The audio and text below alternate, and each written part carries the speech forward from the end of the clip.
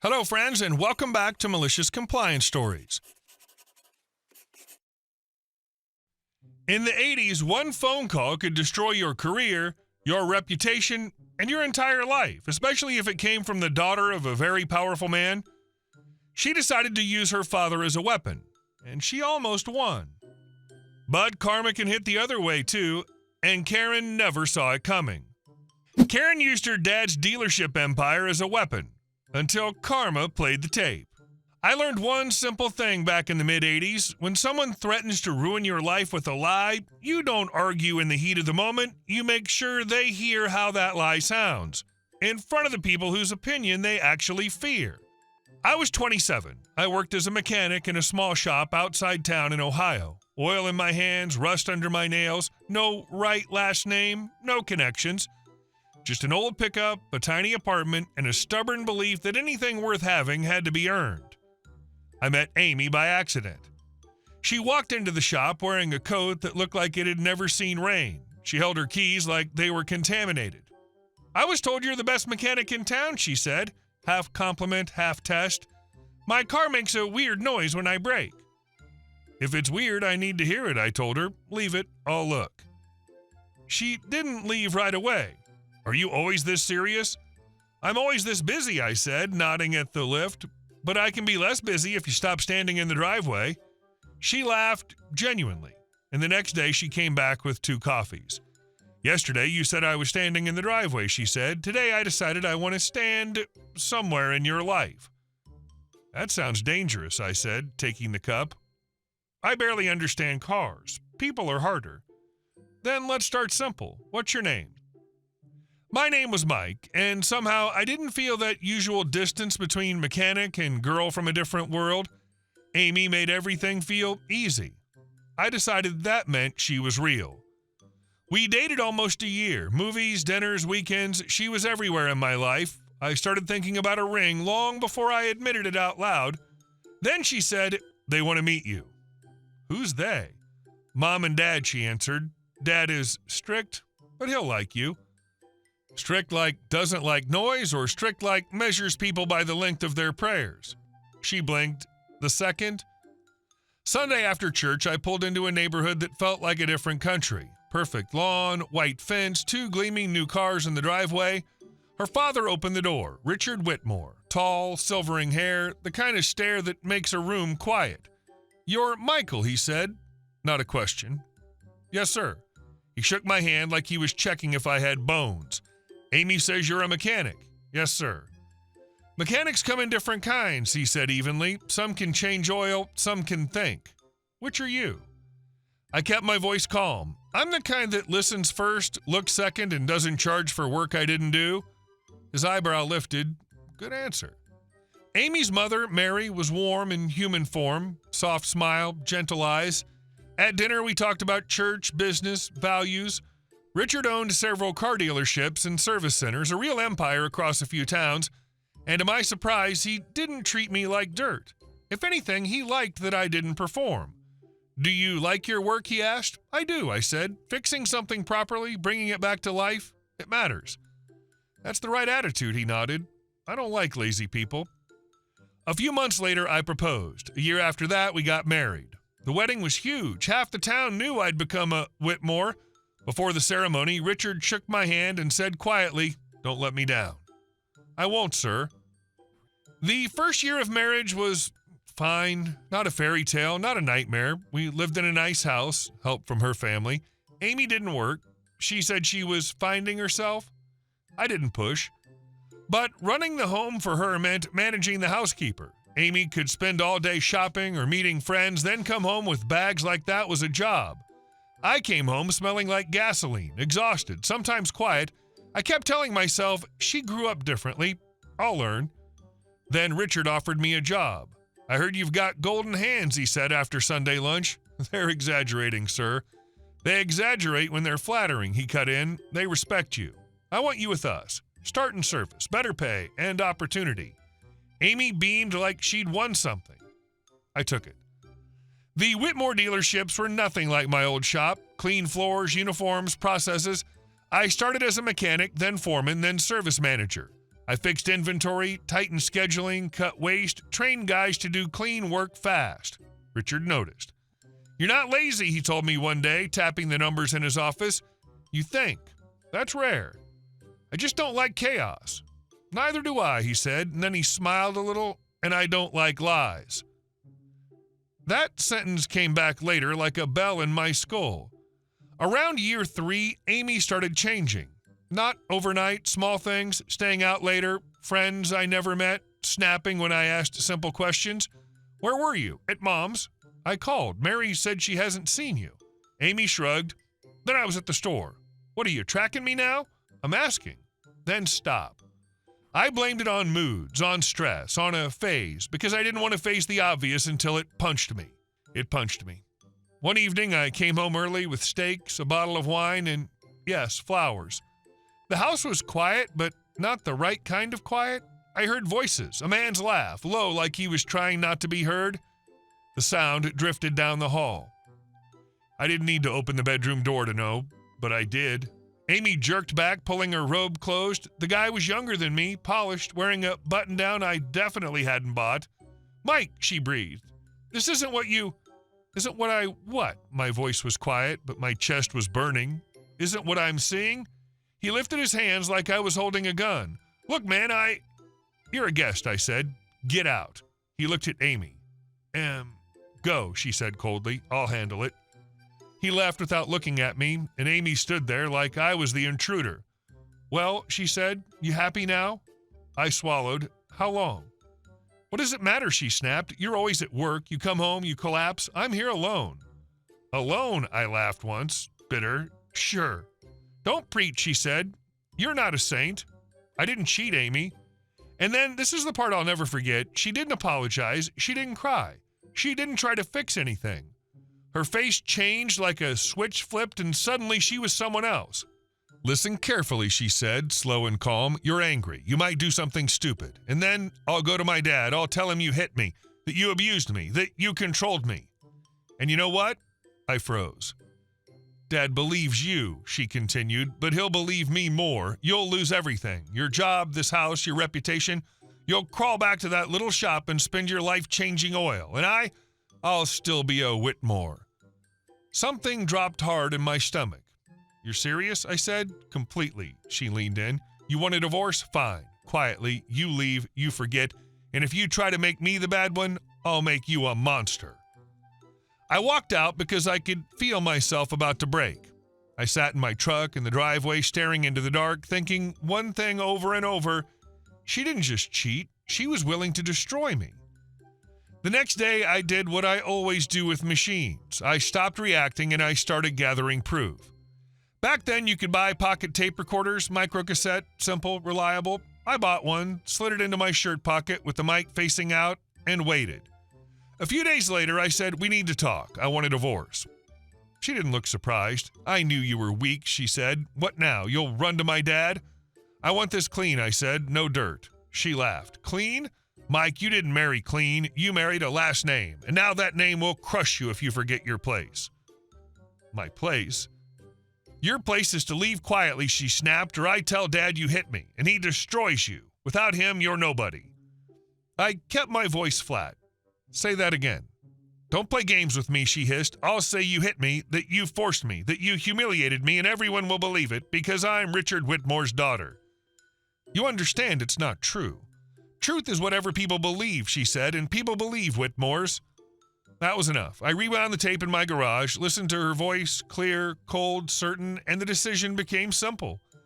The next morning, I went to the main office instead of the service bay. Mr. Whitmore is busy, the receptionist said. Tell him it's urgent, family and business. A minute later, he'll see you. Richard looked up from his desk. Mike, what happened? I placed the recorder on his desk. Sir, I'm here as your son-in-law. I don't want a war, but I won't let myself be destroyed. His eyes sharpened. Talk. I need you to hear this, I said. I'm not asking you to choose me. I'm asking you to know the truth. I'm listening. I hit play. Amy's voice filled the office. The threats, the plan, the certainty that his name was her weapon. Richard didn't move, but a vein started pulsing at his temple. When the recording ended, the clock on the wall sounded painfully loud. How long? He asked. A few days, I said. after I caught her with someone else. His jaw tightened. You didn't hit her? No, sir. He stood, walked to the window, stared out like he was counting to 10, then he turned back. I've always said I don't like lies, he said quietly, and I won't tolerate anyone using my name as a weapon. He hit the intercom. Mary, bring Amy here, now, and call our attorney. When Amy arrived, she walked in like she owned the room, until she saw me. What's he doing here? Sit, Richard said. She tried to sweeten her voice. Dad, if this is about... Richard, hit play again. Her own words cut through the room. Amy went pale. That's fake. He edited it. In 1986, Richard said coldly, a mechanic edited a pocket cassette. Don't insult my intelligence. She snapped toward me. Are you out of your mind? I walked into our bedroom, I said. Richard raised a hand. Enough. I'm not watching your performance. Amy's eyes flicked, calculating. Dad, he controlled me. Don't. Richard's voice dropped. Don't you dare do what you planned. I heard you describe it. You were going to destroy a man with a lie. The attorney stepped in. Richard didn't waste time. We're filing for divorce, he said, and we're drafting a contract for Mike. His job will not be at the mercy of family hysteria. Amy's head snapped up. What? Mike stays, Richard said. I don't punish a man for being honest, and I'm not covering for you. She screamed about fairness, about family, about betrayal. Richard's answer was calm and lethal. If you go to church with lies, I'll go with the truth. And the tape. That was the moment her power died. The divorce dragged on for months, but her leverage was gone. She tried for money, property, sympathy, anything. It didn't land. Richard called me in one day. Where are you living? I'll rent something. He shook his head. I have a rental on Ash Street, empty. Live there. Pay utilities. This isn't a gift. It's so you don't collapse during the storm. Sir, don't thank me, he said. Just keep being who you've been. Amy, meanwhile, burned. She showed up at the office, made scenes, hissed at me in the parking lot. You think you won? She spat one day. You think Dad loves you? You're temporary. I looked at her and kept my voice calm. I didn't win anything, I said. I just didn't let you kill me with a lie. A year passed, then another. I kept working. I ended up overseeing service operations across more than one dealership. I trained managers to stay honest because I'd learned what lies really cost. I met Linda in parts supply. Straight talk, no games. You always this tense? She asked one evening when I checked the lock twice. I learned the hard way. Then learn something else, she said. Not everyone is your enemy. With Linda, home finally meant peace. Richard invited me to Christmas dinner. I hesitated. I invited you, he said, not as an employee, as family. At dinner, Amy was there, perfect dress, polite smile, dead eyes. When she saw Linda beside me, her face twitched. So, this is your friend? Amy asked sweetly. This is Linda, I said. She tells the truth. Richard raised his glass. To honesty, he said, to work, and to the way life shows you who people are by what they do. His eyes landed on Amy for a heartbeat, then shifted to me. Mike, he said, steady and simple, I'm glad you're doing well. And I watched Amy swallow that sentence like hot metal. On the way out, she caught me in the hallway and whispered, You ruined my life. I felt something like calm settle in. No, Amy, I said, you just heard yourself out loud for the first time, and you didn't like it. A year later, Linda and I married quietly. Richard shook my hand and said, This time, don't let yourself down. I won't, I told him. We saw Amy only on major holidays after that, polite words, bitter looks, and every time I caught that look, I remembered the microcassette recorder in my pocket, and the moment her own voice cracked her crown. The lesson's simple. Some people think truth is whatever benefits them, and then one day someone presses play, and truth becomes exactly what you said, clear, loud, and impossible to take back. And our next story. An HOA Karen screamed at me for grilling. To start this story, you need a little background about me. I have a polite exterior that people often mistake for weakness. My fiancés joked more than once that I look like someone who can be pushed around. That assessment is usually made by people who've never dealt with me once I decide I'm done being polite. At the time this happened, I'd been in the military for 17 years. I was responsible for managing over 130 service members and enforcing regulations that actually mattered. I wasn't new to confrontation, authority, or conflict resolution. What I was new to was civilian life in an HOA, which is apparently a breeding ground for people who mistake proximity to power for actual authority.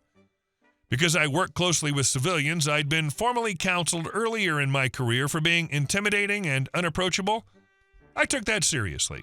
I learned to soften my tone, keep my posture relaxed, and default to calm explanations rather than commands. That skill set served me well in almost every civilian interaction, except with people who interpret politeness as submission. This story's about one of those people. We lived in a condo complex with an HOA that technically existed to manage common areas, but had slowly evolved into a small group of bored retirees who treated rule enforcement like a hobby. Most of them were harmless, one of them was not. I first encountered her on a Saturday morning while my fiancé and I were getting ready for a road trip. We were both loading the car, checking off last-minute items, and generally trying to get out the door without forgetting anything important. I'd stepped away briefly to toss something in the dumpster and was walking back when I heard a high-pitched shriek behind me. At first, I didn't register it as directed at me. It sounded angry, sure, but vague. I kept walking. When I turned around, I saw her barreling toward me across the parking area.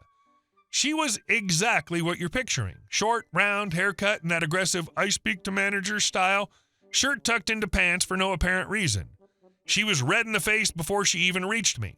She started screaming about rules, county rules, state rules, HOA rules. All of them apparently were being violated by my mere existence. I tried to de-escalate, for my fiancé's sake mostly. She owned the condo and hated confrontation. I kept my voice level and asked her calmly what exactly the issue was. She didn't answer. She just screamed louder. This went back and forth several times, me asking reasonable questions, her escalating in pitch and volume. At no point did she attempt a conversation. This was not a misunderstanding. This was a performance. Eventually, I stopped trying. I switched to voices. Not yelling, not screaming, just firm, controlled, the kind of voice that ends conversations. I told her plainly that she needed to stop yelling and back away from me. I explained that she had made assumptions without checking facts and that her behavior was unacceptable. She froze, turned red, then with stunning audacity said, "You could have just said thank you." That was the moment my patience expired. I told her to shut the hell up and get out of my face. She retreated immediately, waddling back toward her condo with the energy of someone who'd never been spoken to that way before. I figured that was the end of it. It was not. A couple weeks later, I was outside grilling, not smoking, not barbecuing, grilling. Propane grill, clean flame, no charcoal, fully compliant with what I believe the HOA rules allowed, based on their own reminder email that banned charcoal and smoking, not gas grills. Once again, I heard the banshee scream. She didn't approach me like a normal person. She stood at a distance and started yelling about open flames, violations, and fines. Same routine, no discussion, just noise. This time I didn't even engage. I looked at her and told her to leave me alone. I warned her explicitly that if she continued harassing me, I would be the one calling the police. She sputtered something about authority and stormed off. This time she brought backup. The HOA president showed up shortly afterward with printed bylaws in hand. He told me I couldn't grill and that I could be fined. My fiancée joined us and, at that point, introduced herself formally as the unit owner. That changed the entire tone of the interaction. Suddenly, everyone was polite, calm, professional. Karen tried to paint herself as the victim, claiming I was aggressive and rude. My fiancée waited until she finished, then calmly pointed out that she had witnessed every interaction and that Karen had initiated all of them by screaming instead of speaking.